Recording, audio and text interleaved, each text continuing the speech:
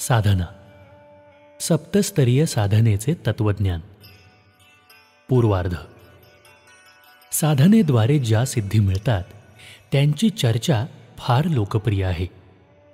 मुख्यतः त्यांचा भर अनेक प्रकारच्या चमत्कारांचे वर्णन करण्याकडे असतो आणि ते बरेच अंशी खरे देखील आहे.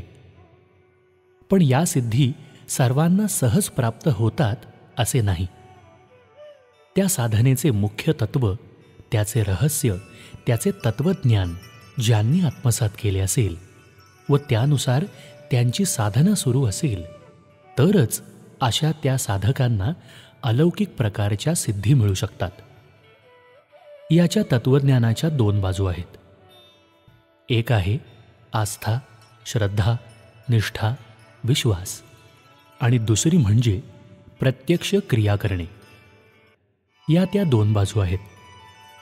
पहिल्या प्रकारात आपल्या भावना, आपले विचार यांना प्रभावित करू शकणाऱ्या संपूर्ण ज्ञानविज्ञानाचा विस्तार समाविष्ट झाला आहे. यासाठीच वेद, शास्त्र, उपनिषद, दर्शन, तत्वज्ञान इत्यादींची विस्तृत अशी रचना करण्यात आली. त्यांच्या आधारे स्वाध्याय, सत्संग, चिंतन, मनन यांचे व पुराणांतील कथा व प्रवचने यांचा विस्तार झाला. त्यांचे महात्म्य याच साधनेच्या आस्थेच्या बाजूला बळकट करण्यातच सामावले आहे. या पद्धतीने प्रगती करीत गेल्यास मनुष्याचे चिंतन उत्कृष्ट बनते.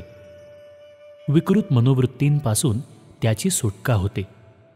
विवेकशक्ती वाढते. दूरदृष्टी उत्पन्न होते.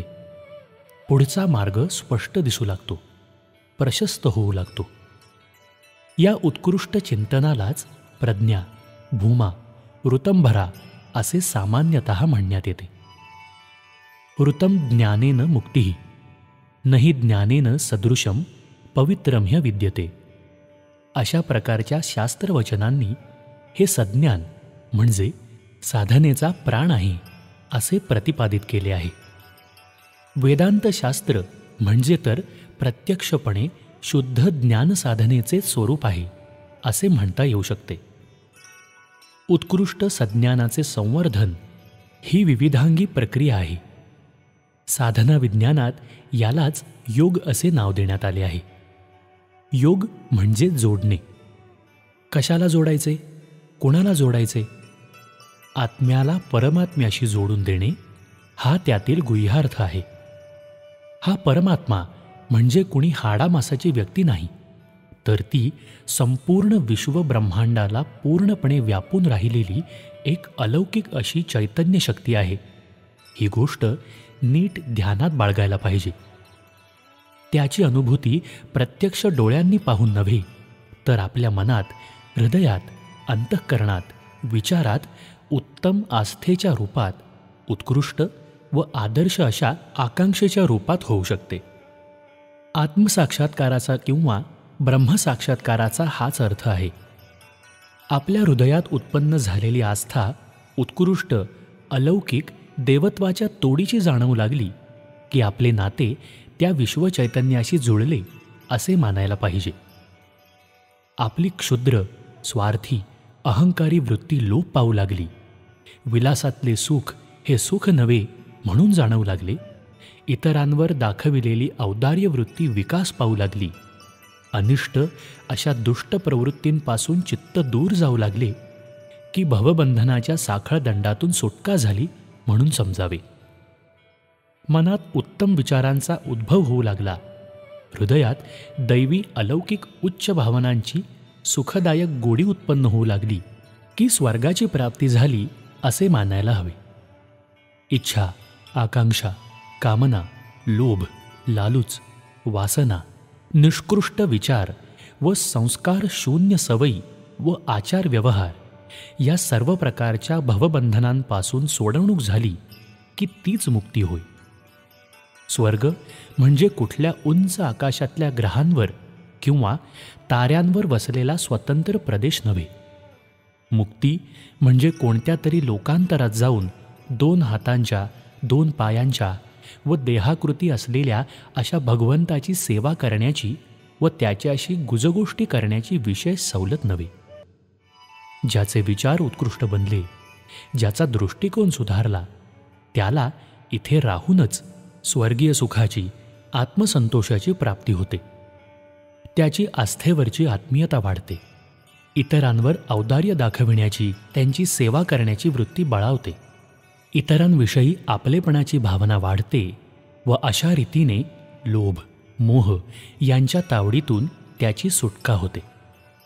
जे विवेकसंपन्न आहेत व आपले जीवन ज्यांनी साधनामय बनवून टाकले आहे, ते समाजात रूढ असलेल्या लोकाचाराची, वहिवाटीची किंवा विचारप्रवाहाची काळजी न करता स्वतःला अनुरूप असे स्वतंत्र चिंतन करीत असतात आणि मनःपूतं समाचरेत या नीतीचा अवलंब करतात व जीवनापासून मुक्ती प्राप्त झाल्याचा निर्भेळ, निरागस, अलौकिक आनंद अनुभवतात.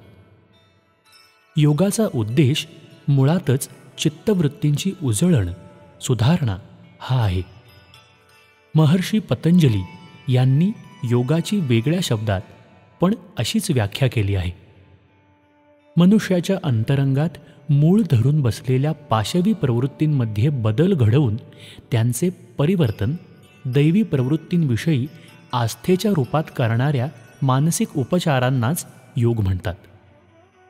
हे मुख्यत्वे करून चिंतनाच्या रूपातच होत असते. योगी लोक या प्रयत्नाला सतत लागलेले असतात. त्यातच ते तल्लीन झालेले असतात व आपल्या गाठीशी जुळलेल्या वाईट संस्कारांना घालवून त्यांचा उच्च पातळीवरच्या आस्थेमध्ये बदल घडवून आणण्यासाठी भावनेला उजाळा देण्याचा कसून प्रयत्न करीत असतात. आपल्या अंगी असलेल्या हीन वृत्ती जेवढ्या प्रमाणात कमी होऊ लागतात व त्यांची परिणती उत्कृष्ट भावनांच्या रूपात होऊ लागते, तेवढ्या प्रमाणात आत्म्याला परमात्म्याची प्राप्ती होत चालली आहे असे मानण्यात येते. साधनेच्या या विज्ञानाची दुसरी बाजू आहे ती प्रत्यक्ष कार्य करण्याविषयीची. तिलाच तपश्चर्या म्हणतात. याचे पहिले पाऊल आत्मकल्याण आहे, तर दुसरे पाऊल लोककल्याण, विश्वकल्याण हे आहे. या दोन्ही बाबी मिळविण्यासाठी मोठे प्रयास करावे लागतात. या प्रयासामुळे माणसाच्या अंगवळणी पडलेल्या पाशवी वृत्तींवर घाला पडतो. स्वार्थप्राप्तीकडे जात असणारी मनोवृत्ती कमी होऊ लागते आणि परमार्थ साधण्यासाठी कठोर सेवा साधना करण्याकडे मनाची प्रवृत्ती बळावू लागते. या साधनेमध्ये कित्येक प्रकारच्या संकटांचा, कठीण प्रसंगांचा सामना करावा लागतो. स्वार्थाकडे लक्ष न देता, आपल्या सुखसोयींची फारशी पर्वा न करता, आपल्याला मिळणाऱ्या सुखसोयींच्या साधनांमध्ये कपात करून परमार्थाच्या मार्गाने जाऊन अधिकाधिक प्रयास करण्याची मनोवृत्ती वाढू लागते. वरवर पाहता हा तर नुकसानीचाच व्यवहार आहे असे वाटते. आपल्या सुखोपभोगाच्या सवयीमुळे हा आपण नव्याने पत्करलेला मार्ग कष्टदायक वाटतो. कित्येकदा मन बंड करते. त्यासाठी शरीराला तपश्चर्येच्या मार्गाला लावावे लागते. मनाला साध्या राहण्याची सवय लावून घ्यावी लागते. त्याचबरोबर हे सर्व करीत असताना मार्गात येणाऱ्या संकटांना, अडचणींना तोंड देण्यासाठी अंतरंगात मोठे धैर्य, साहस उत्पन्न करावे लागते. मन कठोर बनवावे लागते व शरीराला कष्टाची सवय लावावी लागते. या नव्या मार्गाने चालण्यासाठी मनाने, शरीराने आपण जेवढे काही प्रयास करतो ते सर्वच तपश्चर्येच्या अधीन मानले जातात. मानवी जीवनाचा परमपुरुषार्थ, सर्वोत्कृष्ट सद्भाग्य एकच आहे की मनुष्याने आपल्या निकृष्ट मनोवृत्तींपासून सुटका करून घ्यावी. भ्रष्टचिंतन, दुराचारी स्वभाव व घातक सवयीस अधिक घट्ट करीत राहण्यास स्पष्ट नकार द्यावा. योग या शब्दाचा खरा अर्थ हाच आहे, पण या दृष्टीने आज योगाकडे पाहण्यात येत नाही. त्याऐवजी आसन, प्राणायाम, नेती, धौती, बंध, मुद्रा इत्यादी प्रकारच्या शारीरिक व्यायामाला योग म्हणून ओळखण्यात येऊ लागले आहे. त्याचबरोबर व्रत करणे, उपवास करणे, नदीवर स्नान करणे, मौन पाळणे इत्यादी शरीराला त्रासदायक वाटणाऱ्या कसरतीलाच तपश्चर्या समजून संतोष मानून घेण्याची प्रवृत्ती बळावली आहे, रूढ झाली आहे.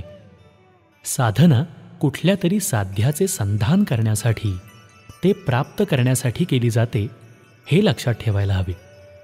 उपासना इत्यादीसाठी करण्यात येणाऱ्या क्रिया व इतर कर्मकांडे यांचा मुख्य उद्देश साधकाची भावनेची पातळी वर उंचावणे व त्यासाठी सतत प्रयत्न करीत राहणे हा आहे. या प्रयत्नांनी जर आस्था बळावू शकली नाही, केवळ वेगवेगळ्या प्रकारच्या शारीरिक हालचाली, अंगविक्षेप, अंगप्रत्यंगाची चित्रविचित्र कसरत याकडेच सारे लक्ष देण्यात आले तर त्याचा परिणाम फक्त शरीरापुरताच मर्यादित राहील.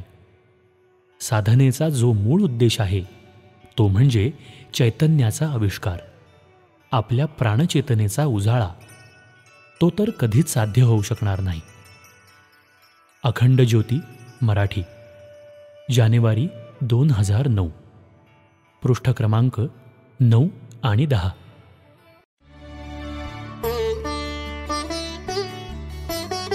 व्हिडिओ आवडल्यास लाईक आणि शेअर करा. विचार क्रांती मराठी चॅनेलचे सदस्य होण्यासाठी सबस्क्राईब बटनवर क्लिक करा. आम्ही अपलोड केलेल्या व्हिडिओची सूचना प्राप्त करण्यासाठी बेल आयकॉनवर क्लिक करा.